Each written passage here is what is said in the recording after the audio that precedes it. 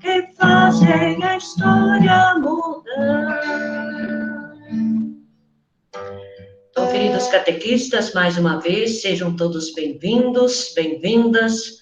Bem-vindo o Padre Gregório, que vai nos ajudar a refletir hoje, que possamos, assim, estar em comunhão, em sintonia, como igreja, como povo de Deus. Por isso, queremos invocar a Trindade Santa, cantando. Em nome do Pai, em nome do Filho, em nome do Espírito Santo, amém. Em nome do Pai, em nome do Filho, em nome do Espírito Santo, amém. Vinde, Espírito Santo, enchei os corações dos vossos fiéis com a luz do Espírito Santo e fazei que apreciemos retamente todas as coisas segundo o mesmo Espírito e gozemos sempre de sua consolação. Por Cristo nosso Senhor. Amém. Que nossa Mãe Maria possa nos acompanhar, nos conduzir, para com ela ouvir e aprender da palavra de Deus como discípulos, discípulas missionárias e missionários. Ave Maria, cheia de graça. O Senhor é convosco, bendita sois vós entre as mulheres, bendito é o fruto do vosso ventre, Jesus. Santa Maria, Mãe de Deus, rogai por nós, pecadores, agora e na hora de nossa morte. Amém. Este todos conhecem. Toda a Bíblia é comunicação, tem um Deus amor, tem um Deus irmão, é feliz quem crê na revelação, quem tem Deus no coração. Jesus Cristo é a palavra, pura imagem de Deus Pai. Ele é vida e verdade, a suprema caridade. Toda a Bíblia é comunicação, de um Deus amor, de um Deus irmão. É feliz quem crê na revelação, quem tem Deus no coração. Então, passamos a palavra para Padre Gregório. Seja muito bem-vindo. O grupo já está lhe esperando. Fique à vontade. Pois bem, estão me ouvindo bem? Sim. Dá para ouvir muito bem. Então, mais uma vez, boa noite a todos. Fiquei feliz que não estou sozinho no meio dessa mulherada. O Mauro está por ali. Graças a Deus. Não vou ser torcido sozinho. O Mauro vai ser também espremido pela mulherada. Bom, nós sabemos que, como cristãos católicos, nós temos com a igreja e com o reino de Deus esse grande débito, né, por não termos a intimidade necessária com a palavra de Deus. Sabemos que a nossa igreja é ritualista, a nossa missa é ritualista, e não temos um modo, digamos assim, apropriado, não é, para manusear a Sagrada Escritura, inclusive dentro das nossas celebrações, porque já recebemos as celebrações prontas, já recebemos os textos escolhidos e já impresso, seja na liturgia diária, seja no folheto domingo, seja projetado no telão, né? E isso é um grande empecilho para nós cristãos católicos termos a Bíblia em mãos. E enquanto nós não tivermos esta Bíblia nas nossas mãos, manuseando-a dentro também das nossas igrejas, nós vamos continuar com esse déficit.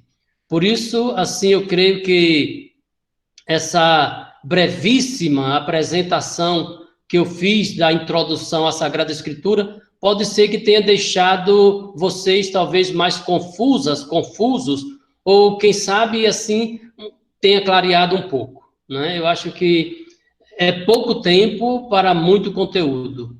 A gente, quando estuda no seminário Introdução à Bíblia, nós fazemos com 2 horas semanal durante um semestre, às vezes 2 semestres. Então, o que eu fiz foi pincelar algumas coisas.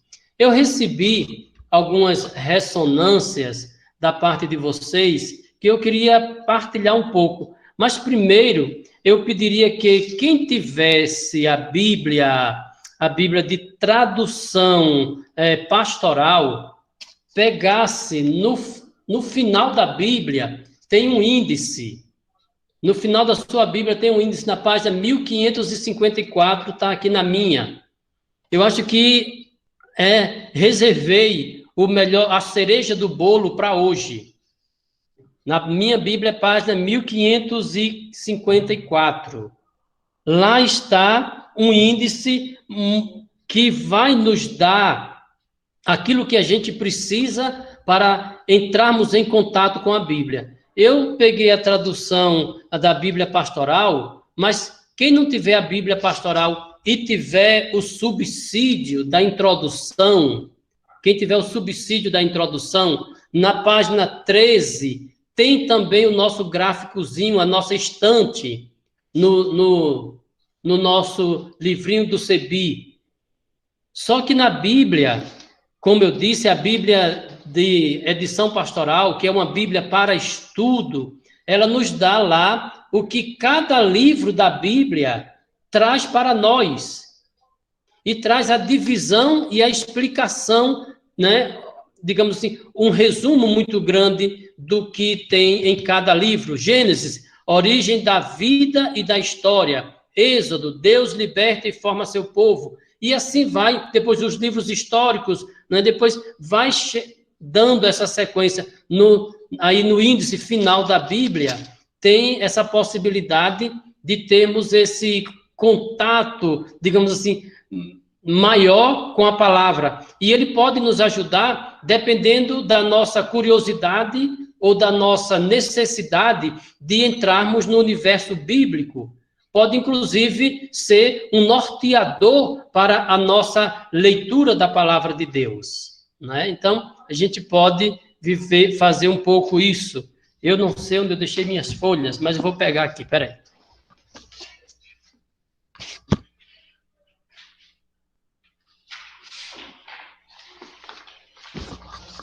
Então, algumas perguntas vocês me mandaram, e assim, eu tentei colocar essas perguntas em blocos, para a gente não se perder, nem perder muito tempo, né? Alguém me perguntou, né, quando se usou a nomenclatura primeiro e segundo em relação ao Antigo e o Novo Testamento. Se é o Antigo, é o primeiro.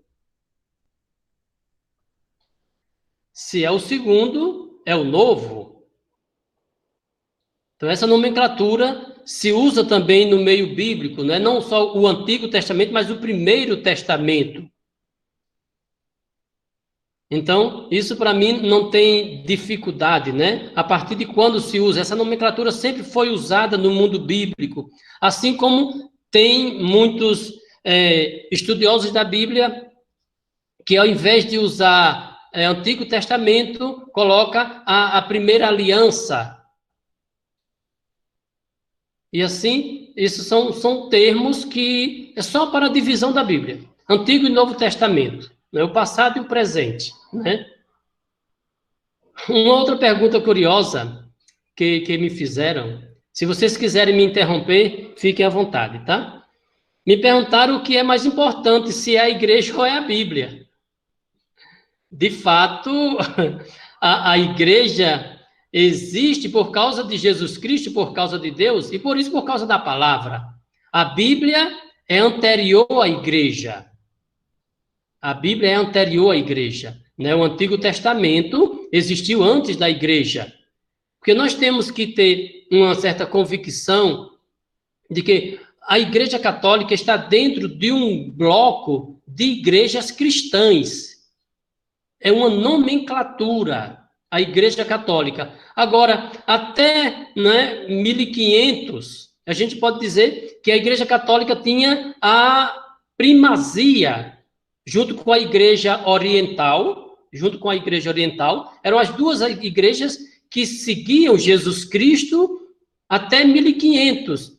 Em 1553, quando entra toda a história de Martinho Lutero, então entra aí o grande cisma dentro da Igreja Católica, a grande divisão na Igreja Católica, que entrou, então, a Igreja Evangélica, e depois com essa surge a Igreja Protestante, né, aquela que protestou.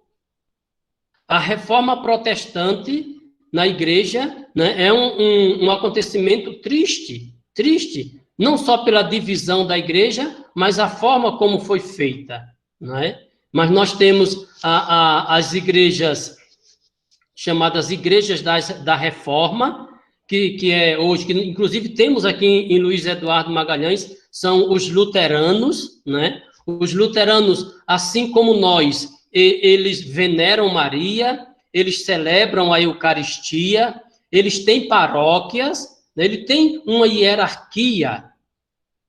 Depois nós temos a Igreja Presbiteriana, que também é uma outra igreja bem próxima da Igreja Católica, mesmo que a presbiteriana ela não tem uma comunhão conosco em termos de sacramentos em relação a Maria, mas é uma igreja com uma mentalidade ecumênica bem avançada.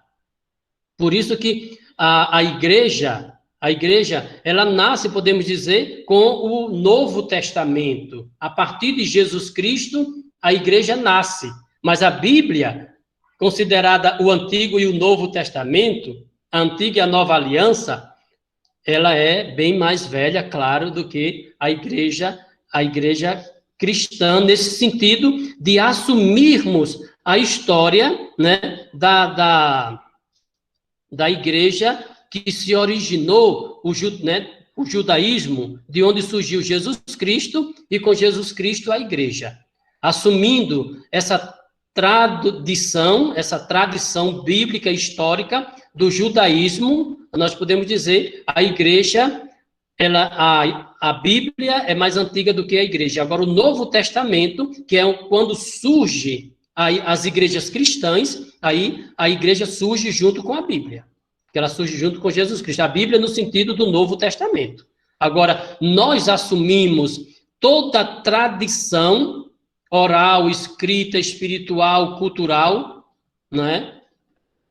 Nós herdamos dos antigos, herdamos do judaísmo, assumimos isso aí, Jesus purifica a religião, e daí então surge a igreja cristã, o cristianismo. Né? O Antigo Testamento a gente assume e aceita, e o Novo Testamento surge, podemos dizer, junto com a igreja nascente, a igreja do primeiro século. Né? Depois, por isso, alguém perguntou, né? Este curso tem como objetivo a formação de catequistas. O nosso tempo dentro da sala de catequese com os catequizandos é pouco, né? Na hora da leitura surgem várias bíblias e assuntos diferentes, criando dúvidas e muitas perguntas. Então, seria bom adotar a edição pastoral para a catequese? Veja bem, a igreja, ela é uma igreja dinâmica. E a catequese exige que nós tenhamos uma metodologia. Ao longo desses 50 anos, depois do Vaticano II, sobretudo com a catequese renovada, a igreja tem feito muitas experiências com a palavra de Deus para a catequese. Nós tivemos a Bíblia ilustrada para a criança. É bom? É bom, porque criança gosta de figurinhas, criança gosta de ver fotos, mas o texto em si, que era adaptado à língua da criança, muitos diziam que não era bom que a criança tivesse esse contato numa linguagem feita para ela, que a criança deveria pegar logo a Bíblia, de fato, como ela é. Assim, então, isso depende da metodologia Depois se criou uma outra edição só com os evangelhos para usar na catequese. E outras iniciativas foram tomadas nesse sentido.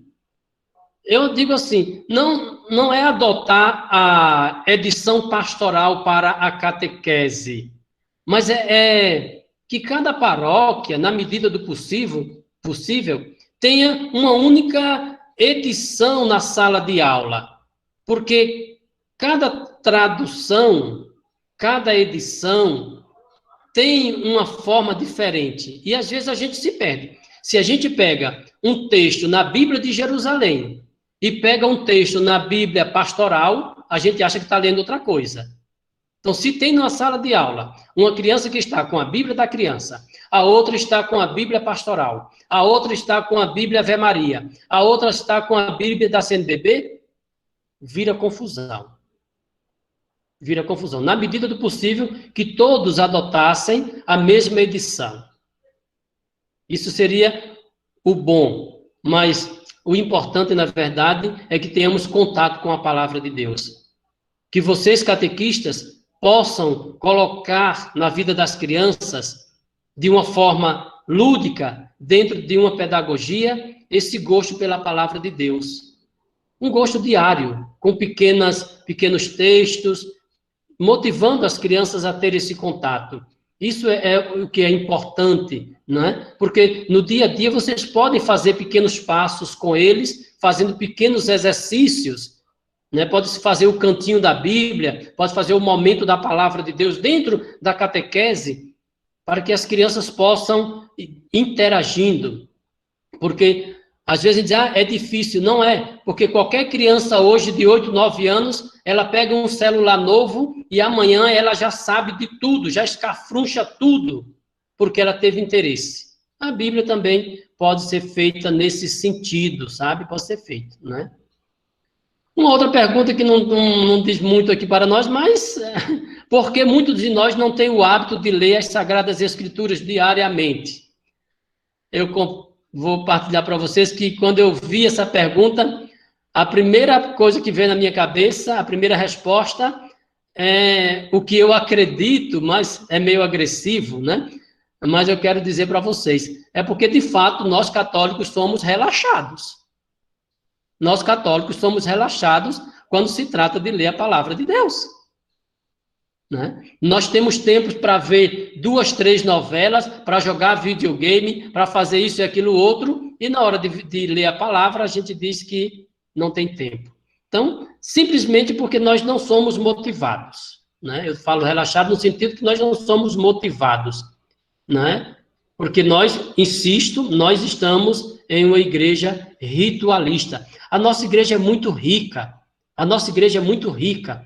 Nós temos o Natal, nós temos a Quaresma, nós temos a Páscoa, nós temos as festas de Nossa Senhora, nós temos a festa de Espírito Santo, nós temos campanha da fraternidade, nós temos mês disso, mês daquilo outro. É muito dinâmica.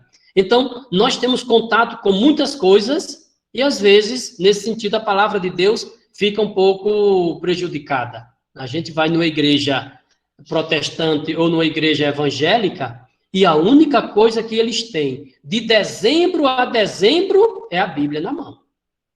Logo, eles têm uma familiaridade maior do que a gente, né? Eles não têm canto de entrada nem canto de comunhão. Eles têm hino de louvor a Deus.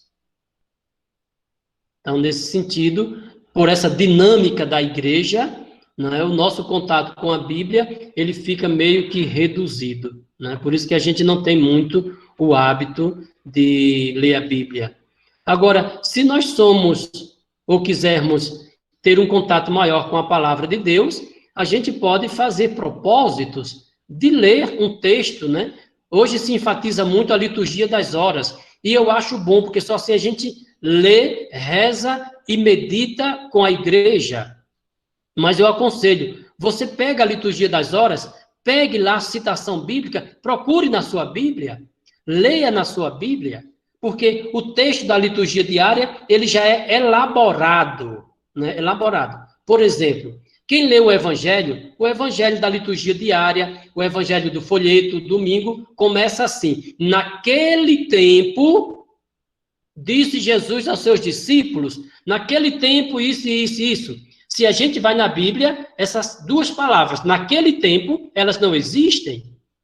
Porque a liturgia das horas, os folhetos, os livros litúrgicos, eles elaboram o texto para nós, para que a gente compreenda. Não é nesse tempo, quando se trata do Novo Testamento, é naquele tempo, foi no tempo de Jesus.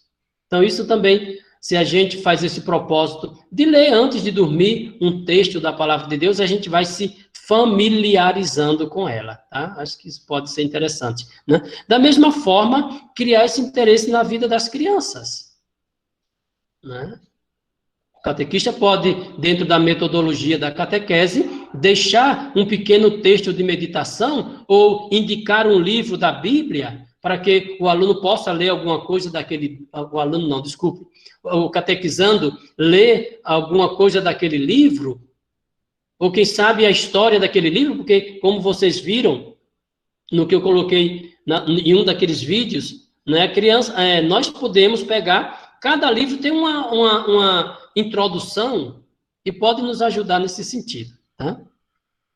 E se nas famílias a escritura deve ser ensinada desde bebê, né? Se a gente pega o livro do Êxodo, né, o livro do Êxodo diz que a gente não só deveria ler, mas deveria escrever no portal das nossas casas certas citações da palavra de Deus, para dar importância, né? O mundo seria um outro mundo se cada final de tarde ou antes de dormir a família fosse para o seu lugarzinho sagrado, onde tivesse uma imagem de Maria, um crucifixo, acendessem uma vela com seus filhos e meditassem em 10 minutos. Ó, chegou um outro homem, chegou o Vini não, que é Kilson. Seja bem-vindo, Kilson. Mais um homem para ser massacrado pelas mulheres. Chegou outro ali também. Muito bem. Chegou Kilson e tem um outro. Muito bem. Então, né, isso seria modelar a vida, a fé e o caráter das nossas famílias pela palavra de Deus. Né? Mas o mundo moderno não nos deixa, né, fazer muito isso. Mas tudo bom. Me perguntaram, na catequese, devido ao pouco tempo por semana, não conseguimos nos aprofundar em cada livro. Acredita que a Bíblia deveria ser estudada nas escolas? Já estudamos. Eu, a irmã Lisete, quem é mais que está aqui com a cara que já tem 40, a Dirce também já tem 40. Nós estudamos ensino religioso e a gente estudava a Bíblia, né? Só que de uma maneira diferente. Mas nós não estudávamos Bíblia. Mas nós temos que partir do princípio de que nós vivemos num Estado laico. O que é isso? O nosso Estado não é guiado por uma lei religiosa, são leis civis. E a gente tem que respeitar. Ainda mais nesse tempo de hoje, que a gente vive uma pluralidade de seitas, de religiões, disso, aquilo, outro, a gente não conseguiria, né, educar as crianças devido tradições, né, tradições. Na história da educação, surgiram muitas congregações que têm como carisma a educação, os salesianos, os jesuítas e tantas congregações femininas que tinham também esse empenho de colocar a palavra de Deus. Mas hoje a realidade é outra. O Estado deve criar cidadãos, mas a escola deve se ensinar princípios, a escola deve formar igualmente cidadãos, e se a escola tem princípios cristãos, as crianças saem com um bom caráter. Por isso nós temos a catequese para ensinar não só a doutrina, mas ensinar também a palavra de Deus às crianças. Por isso que essas iniciativas de termos esses pequenos contatos com a palavra de Deus pode ser para nós de grande valia, né? Então, eu acho que a Bíblia ser estudada na escola, nesse momento de um pluralismo de religiões, as crianças vão sair tudo revoltadas, até mesmo, quem sabe, com Deus, porque vai ser uma confusão na cabeça delas.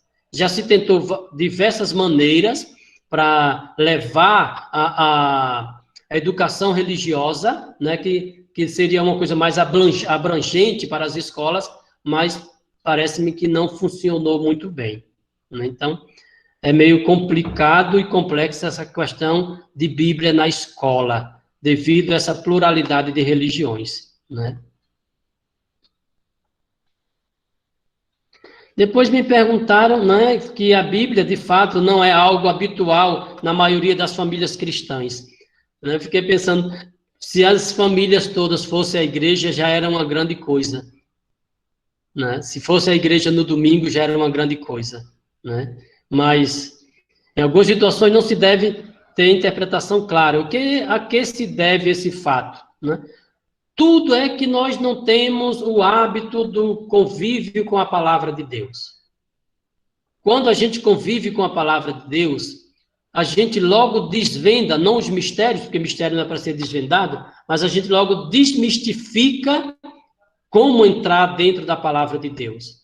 É o contato diário, é o contato permanente. Porque o contato na liturgia, ele se torna muitas vezes superficial dentro do contexto de um aprofundamento. Nós vamos para a igreja, durante a semana ouvimos 2 leituras e um salmo, no final de semana ouvimos 3 leituras e um salmo, mas o que desperta a gente é o sermão do padre. Não foi a mensagem em si da palavra de Deus, mas como chegou a mim por meio da reflexão, da homilia que o padre, a irmã, o diácono ou um leigo nas comunidades fizeram. A palavra de Deus, ela fica como que em segundo plano, também dentro da liturgia, porque a gente pergunta, o que é que aconteceu na missa hoje? O que é que aconteceu na celebração? O sermão foi bonito. Mas a gente não lembra que a palavra de Deus foi bonita. Então, prestar mais atenção nesse sentido da palavra de Deus, né? Alguém perguntou em que língua foi escrita a Bíblia. A Bíblia, né, foi escrita em 3 línguas, né? Isso nós já sabemos, o aramaico, o hebraico e o grego, né? O hebraico foi a língua em que foi escrita a maioria do Antigo Testamento, né? Era a língua falada pelos hebreus e atualmente é a língua oficial do Estado de Israel, né? O hebraico. E apenas alguns trechos do Antigo Testamento foram escritos em outra língua, no caso, o aramaico, né? O aramaico, que era um grupo, era uma espécie de dialeto, né? Ligado à língua hebraica, né? Era falado somente em Israel, não tinha assim em outro lugar, mas que em vários outros países da época do mundo, né, do mundo bíblico, era muito menos usado, né? Alguns trechos foram escritos, né, no aramaico, no Antigo Testamento. Já o Novo Testamento, né, a língua original é o grego. Depois ele foi traduzido para o latim. E com a ajuda de Lutero, uma coisa boa que Lutero fez, né, que essa foi uma das reivindicações, que o povo pudesse ter a Bíblia traduzida na sua própria língua, o que chamamos de língua vernácula. Foi a partir de Lutero, de 1553, quando acabou a confusão lá, com o Concílio de Trento, então, que se decidiu que a Bíblia poderia, né, ser traduzida para a língua de cada país. É por isso que nós temos hoje. Mas, então, são essas 3 línguas, as línguas mais antigas, que foi escrita a palavra de Deus, sendo que o grego predomina no Novo Testamento, tá? Então, são 3 línguas. Alguém me pergunta, né? Quem é que organizou a Bíblia do jeito que temos hoje? Quem organizou a Bíblia como temos hoje?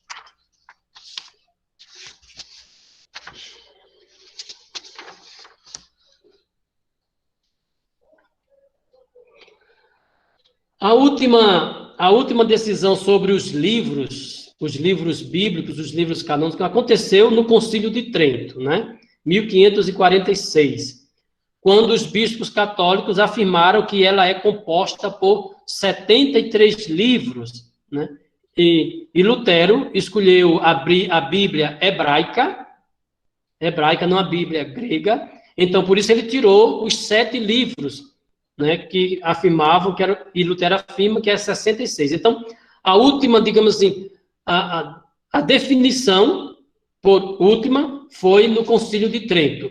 A lista que nós chamamos de livros canônicos, né? O que entra e o que não entra. Porque, não sei se vocês sabem, mas nós temos muitos outros livros escritos na mesma época dos livros que estão na Bíblia e que não entraram no cânon da Bíblia, né? Que chamamos de livros apócrifos, escritos no mesmo período. Então, fica, podemos dizer assim, a elaboração final, né, ficou aí no concílio de Trento, tá? Alguém perguntou ainda, por que outras crenças rejeitam alguns livros e não os deixaram na Bíblia deles? Né? Isso aqui, nós já vimos, isso se deve a Lutero, foi Lutero que provocou, né, essa grande divisão na igreja, e ele não tirou os 7 livros, como nós já vimos, e eu deixei isso bem claro para vocês lá nessa Bíblia, né? Nesse pequena apresentação que eu fiz para vocês, né? Então, a Bíblia... Alguém perguntou, né, quem... A Bíblia seria a única fonte de nossa fé. Nós sabemos que nós católicos temos 3 fontes de fé, três fontes onde a gente pode beber, né? Que é a Bíblia, a tradição e o magistério. A Bíblia, a palavra de Deus, que nós estamos tendo contato nesses dias. A tradição é a história da igreja. E o magistério é o Papa, com os cardeais e com os bispos. São essas 3 fontes de fé que nós temos para basear tudo aquilo que nós vivemos, que nós somos, que nós sabemos. São essas 3 fontes que nós temos. E não só a Bíblia, né? Repito, os evangélicos têm apenas a Bíblia. Nós temos a Bíblia, a tradição e o magistério. Alguém perguntou, uma pergunta curiosa, quem escreveu o primeiro livro da Bíblia? Né? Olha, a gente tem que levar em consideração que, para estudar a Bíblia, a gente tem que abrir o coração e ampliar a mente. Porque muitas vezes nós temos uma mentalidade um pouco que fundamentalista, né? Tem pessoas que acreditam que foi o próprio Deus que escreveu, né? Mas a Bíblia é palavra de Deus escrita por mãos humanas. E nós vimos que conta a história de um povo. E que povo é esse? É o povo que Deus escolheu para ele. A grande maioria dos livros da Bíblia foram escritos por uma comunidade. Quando são cartas, não, as cartas de Paulo. Inclusive, algumas cartas de Paulo, né, são cartas escritas pela comunidade paulina, a comunidade joanina, né? Agora, o primeiro livro da Bíblia, a gente sabe, ele é atribuído a Moisés, né? Há quem fale que é Moisés, né? Embora o texto não tenha relatos internos quem é o autor, né? O livro não diz. Se você pega uma carta de Paulo, Paulo começa sempre com o endereço das cartas. Os livros, o Pentateuco, que são os primeiros 5 livros da Bíblia, que aí no índice da sua Bíblia está lá, Pentateuco, né? Gênesis, livro da origem, Êxodo, Deus que liberta, Levítico, formação de um povo santo, Números, a caminho da terra prometida, e Deuteronômio, projeto de uma nova sociedade. Dá para esclarecer. Mas a tradição diz que foi o Moisés, coloca ele como um profeta e um legislador hebraico.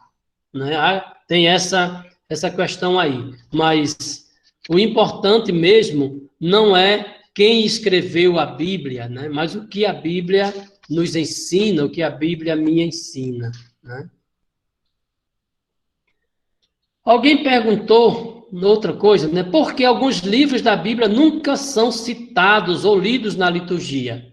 Né? Acho que aqui há um engano, né? Nós estamos acostumados, né? O nosso ouvido se acostuma com aquilo que a gente mais ouve. Mas, de vez em quando, o profeta Sofonias aparece no texto bíblico. O profeta Ageu aparece no texto bíblico.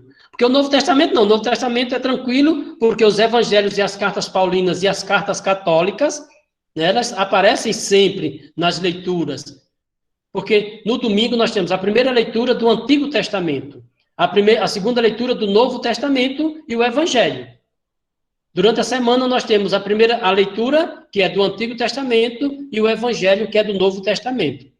Nós temos aqueles textos mais rotineiros, mas todos os livros da Bíblia são contemplados, sim, na liturgia, né? Que está dividida ano A, B e C, cada um com um bloco de livros que nos ajudam a entender melhor a Bíblia. Todos os livros são contemplados, um com maior número de vezes e outros com menores números de vezes, né?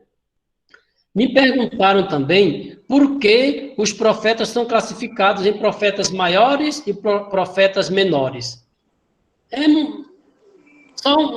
Para dividir um pouco a questão, profeta maior não é pela importância do profeta, é pelo número de capítulo que tem o seu livro. Isaías, Jeremias, são profetas maiores. São poucos os profetas maiores, a grande maioria são profetas menores. É pelo número. Se você pega um livro do profeta e vê que ele tem muitos capítulos, então você diz, esse é um profeta maior, o outro é um profeta menor. Tá? Alguém quer falar alguma coisa? Alguém abriu? Claudete? Claudete abriu o microfone. Quer falar, Claudete? Não. Deixa eu ver mais o que é que eu posso falar para vocês. Sim. Outra pergunta, eu acho que é mais a título de curiosidade, né? Os livros dos apóstolos, né? Primeiro, os apóstolos não escreveram livros, escreveram cartas, né? Foram escritos pelos próprios, é como eu disse. Cartas foram escritas por eles, mas pelas comunidades. Não só por eles, mas por comunidades. Porque cada apóstolo tinha suas comunidades que eles iam formando. E a comunidade espalhava os ensinamentos, né? Várias cartas são de autoria, mas outras são escritas pela comunidade, tá? E se sim, onde arrumavam tempo para acompanhar e aprender com Jesus, evangelizar e ainda registrar. Esse finalzinho da pergunta é porque naquele tempo, quem fez, minha querida, que fez isso aqui, não tinha Zap. Naquele dia não tinha o Zap, então ele podia fazer tudo, não tinha televisão, não tinha luz elétrica, não tinha cinema, não tinha videogame, né? No tempo da minha avó, ela levantava 5 horas da manhã, ia na roça, quebrava o milho, trazia para casa, debulhava, pisava, fazia o cuscuz e 7 horas meu avô estava comendo. Hoje a mulher vai no mercado, compra um pacote de milho pré-cozido, em 3 minutos tem um cuscuz e o marido ainda reclama que não sai na hora certa. Por quê? Porque ela estava no Zap. Aí não dá. Tá certo? Gente, para mim aqui o tempo esgotou. Pelo meu tempo aqui nós já passamos mais de meia hora. Eu blá, blá, blá, blá, blá, blá, blá, blá, blá. Alguém quer fazer alguma pergunta? Algum comentário? A Mariazinha já desmaiou ali, ó. A Mariazinha... Ela está sentada no sofá. Muito bem, padre. O senhor teria alguma consideração final? Eu penso assim que estudar a palavra de Deus, primeiro, precisa de um espírito de perseverança e uma vida de oração. Se a gente reza, a gente contempla o mistério de Deus e a gente entra também na dinâmica da palavra. mas sobretudo vocês que são catequistas, façam um esforço para ter um pouco a palavra de Deus, não apenas como a gente coloca em primeiro lugar o dado da oração, de nos qualificar, mas tratem um pouco como catequistas, estudar a palavra de Deus como palavra de Deus, mas dentro de uma metodologia. A palavra de Deus, a gente reza com ela, medita com ela, mas se a gente quer aprofundar, a gente tem que estudá-la dentro de uma metodologia um pouco científica, né? Compreendendo a história, compreendendo uma outra visão. Né? Então, que vocês possam perseverar, né, como formadoras de opinião, como pessoas que estão aí à frente, levando crianças, jovens e adultos a uma experiência de Deus, que também seja uma experiência por meio da palavra de Deus, tá bom? A vocês, boa noite, muito obrigado, que Deus abençoe. Amém. Então, que a palavra possa continuar sendo luz em nosso caminho e que cada uma de nós possa continuar buscando, interagindo com a palavra, fazendo com que ela não só fique na nossa ideia, mas se torne vida também em nosso coração. Tua palavra é luz do meu caminho, luz do meu caminho, meu Deus, tua palavra é luz do meu caminho, luz do meu caminho, meu Deus, tua palavra Continuemos o nosso estudo essa semana. Padre Gregório já preparou outro vídeo. Esta semana vamos nos dedicar a olhar um pouquinho mais para a experiência da formação do povo de Deus e continuemos aprofundando, vivendo, aprendendo a cada dia, ser e viver com amor e fé. Isso, Como então, Maria. Então, para a próxima semana, vocês podem pegar o livro de Levítico, Formação de um Povo Santo, livro do Levítico.